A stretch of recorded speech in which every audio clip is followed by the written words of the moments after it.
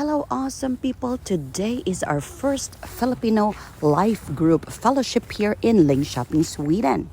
Thank you, Lord, at may couple na kababayan dito sa Sweden na nag-open ng kanilang tahanan para dito natin i-hold ang Life Group Fellowship.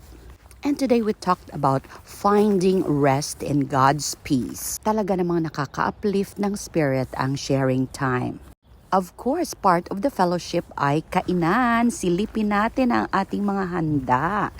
Meron tayong baked sushi, baked bell pepper with minced meat and cheese, spinach and cheese-filled mini croissant, hamonado especial.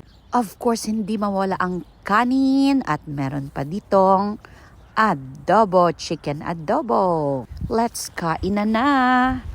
At para sa dessert naman ay nagdala tayo ng cassava pichi-pichi coated with roasted grated coconut. O siya mga kabayan, ikain na lang po namin kayo. Thank you for watching at salamat Panginoon for that much needed spiritual booster and fellowship. Have a great day everybody. Take care always and God bless us all.